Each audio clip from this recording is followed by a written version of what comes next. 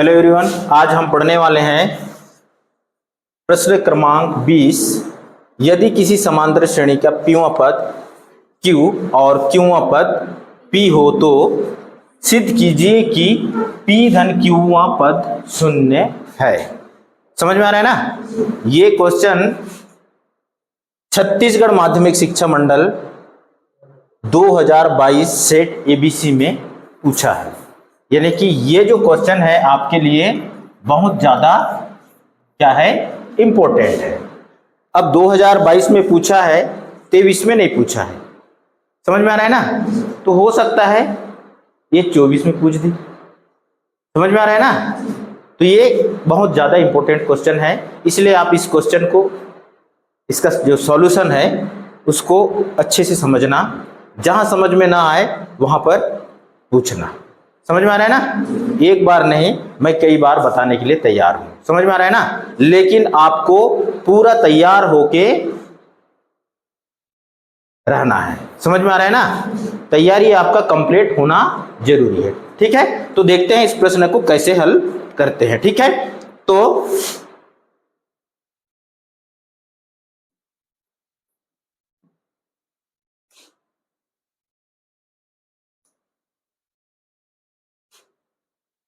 माना समांतर श्रेणी का क्या प्रथम पद क्या है, ए है। ठीक है, तथा सार्वंतर क्या है जी, डी है ना? क्योंकि ये जो श्रेणी है समांतर श्रेणी, इसका जो प्रथम पद और सार्वंतर का मान नहीं दिया है। तो और किसी समांतर श्रेणी का जब तक प्रथम पद और सार्वंतर ज्ञात नहीं होगा, यानी कि नहीं मानेंगे, अगर इसका नहीं दिया है तो जब तक मानेंगे नहीं तब तक इसका हम मान ज्ञात नहीं कर सकते। इसलिए हम क्या करेंगे, सबसे पहले मानेंगे कि माना समांतर श्रेणी का प्रथम पद ए है ना, और सार्वंतर क्या है, डी है। अब इस क्वेश्चन में ये बोला है, पहला स्टेप में देखोगे तो pवां पद क्या है जी, q है। pवां पद क्या है, q है। समझ में आ रहा है ना? और qवां पद क्या है, qवां पद क्या है, p है। वैसे कल हम एक क्वेश्चन देखे थे, उससे थोड़ा सा ये डिफरेंस है। उसमें क्या था, pवां पद 1/q था और qवां पद 1/p था। समझ में आ रहा है ना? ज्यादा अंतर नहीं है। तो अगर उस क्वेश्चन को समझे तो इस क्वेश्चन को समझने में आपको और आसानी हो सकता है। ठीक है, तो प्रश्नानुसार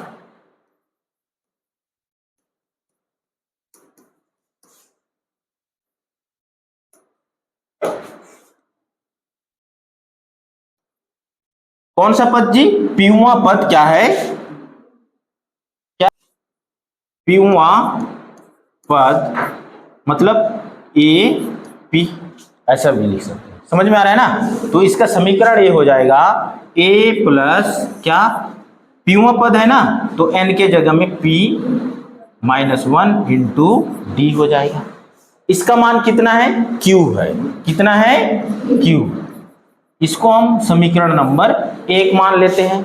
समझ में आ रहा है? अब दूसरा क्या है जी, qवां पद। qवां पद कितना है, p है। qवां पद कितना है, p है। मतलब इसको हम क्या लिख सकते हैं, a q बराबर क्या हो जाएगा, a plus q -1 into D equal to क्या है, इसका मान p है। इसको समीकरण नंबर 2 मान लेते हैं। समझ में आया? अब समीकरण 1 व 2 को क्या कर देते हैं, घटा देते हैं।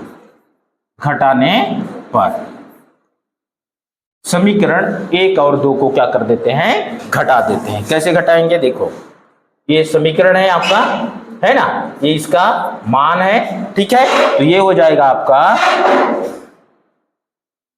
ए plus P minus 1 into D equal to Q, है ना। पहला समीकरण समझ में आ रहा है ना। उसके बाद दूसरा समीकरण क्या है जी, A plus Q minus 1 into D equal to P. दोनों समीकरण को हम क्या कर रहे हैं, घटा रहे हैं, तो यहां ऋण चिन्ह लगाएंगे, है ना।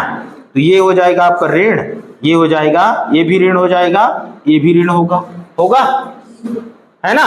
ऋण चिन्ह जब हम घटा रहे हैं, जोड़ रहे हैं, जो भी हो उसके सामने में चिन्ह लगाना जरूरी है। समझ में आ रहा है ना। तो ये हो जाएगा आपका, क्या होगा जी, ये ऋण है, ऋण हो जाएगा ना। तो ये ऋण से ऋण, धन से ऋण कट गया ना, ये से ये घट गया। अब बचा क्या आपके पास, p माइनस 1, है ना। ये ऋण चिन्ह है तो यहां ऋण लगा दो, ठीक है। q माइनस 1, समझ में आ रहा है।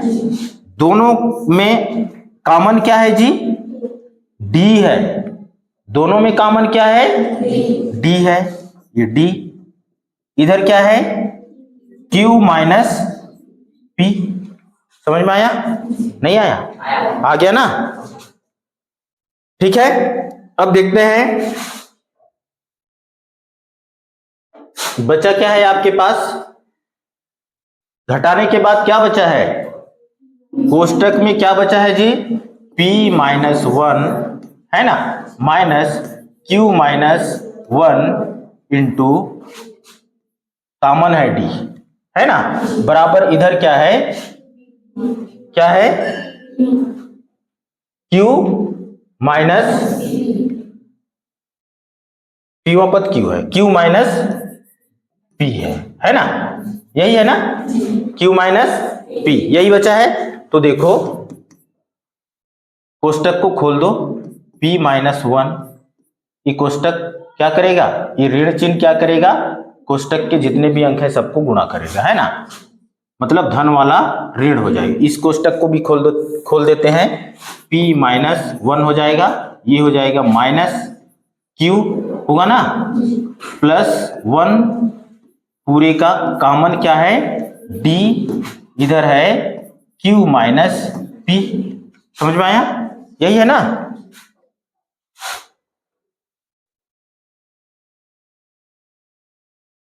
ठीक है, ठीक है। अब इसको घटा दो, जो घटता है घटा दो, जो जुड़ता है जोड़ दो। p और q के बीच में कुछ नहीं होगा, अलग अलग संख्याएं हैं, ठीक है। ये माइनस का है, ये प्लस का है, घट जाएगा, बच गया क्या, p माइनस q, ठीक है, into d equal to q minus p। अब देखो p माइनस q d के साथ क्या कर रहा है जी, गुणा कर रहा है ना। तो दूसरे पक्ष में क्या करेगा, d बराबर हो जाएगा q माइनस p अपान p माइनस q। ये किसका मान हो गया जी, d का मान निकल गया, किसका मान निकला, d का मान निकल गया। अब हमको किसका मान ज्ञात करना है, a का मान ज्ञात करना है, किसका मान ज्ञात करना है, a का मान ज्ञात करना है। अब चाहे, अब देखो यहां पर है ना, ये q माइनस क्या है, p है, p माइनस q है, हम माइनस चिन्ह को यहां से बाहर निकाल दे रहे हैं, तो क्या होगा यहाँ p माइनस q, ये प्लस वाला माइनस, माइनस वाला प्लस हो गया p बटे q। समझ में आ रहा है, p बटे q से p बटे q एक एक बार में कट जा रहा है, ठीक है, भाग जा रहा है ना। तो d बराबर क्या बचेगा जी, यहां पर माइनस 1, ये आपका माइनस 1 बच गया, ठीक है। ये किसका मान हो गया, d का मान हो गया, ठीक है। अब हमको इस d के मान को समीकरण 1 में रखने पर, ठीक है, d का मान को समीकरण 1 में रखने पर समीकरण एक क्या है जी? ए प्लस, समीकरण एक है A plus P minus 1 into D equal to क्या था? क्यू था। ये समीकरण एक है। इस समीकरण में हम किसका मान रख देते हैं? डी का मान। तो ये हो जाएगा ए प्लस पी माइनस 1, है ना, पी माइनस 1, डी का मान कितना निकाले हैं अभी हम? -1 इंटू -1 इक्वल टू क्यू। समझ में आ रहा है? ठीक है। ये हो जाएगा आपका ए प्लस, इसको गुणा कर दो, है ना, तो क्या हो जाएगा जी? कोष्टक खुल जाएगा। तो ये हो जाएगा, क्या होगा? ये माइनस हो जाएगा P, है ना, और ये क्या हो जाएगा जी? +1 इक्वल टू Q। हमको किसका मान ज्ञात करना है? यहां से A का मान ज्ञात करना है ना। सबको हम दूसरे भाग में क्या कर देते हैं? पक्षांतर कर देते हैं। केवल इधर घर का रखवाली के लिए A को रहने देते हैं। ठीक है। A बराबर हो जाएगा, पक्षांतर कर दो, ये माइनस वाला प्लस, प्लस वाला माइनस होगा, तो ये प्लस हो जाएगा, इसलिए हम पहले लिख दिए। ठीक है, प्लस क्यू, ये प्लस वाला माइनस हो गया, है ना, -1। ये हो गया आपका किसका मान? ए का मान ज्ञात हो गया, ए का मान भी ज्ञात हो गया, डी का मान भी ज्ञात हो गया, प्रथम पद का मान भी ज्ञात हो गया, सार्वंतर का मान भी ज्ञात हो गया। अब हम क्या ज्ञात कर सकते हैं? कोई भी पद का मान ज्ञात कर सकते हैं। समझ में आ रहा है ना? किसी भी पद का मान ज्ञात करने के लिए बोलेगा तो हम ज्ञात कर सकते हैं। तो देखते हैं आगे हमको क्या ज्ञात करना है। अब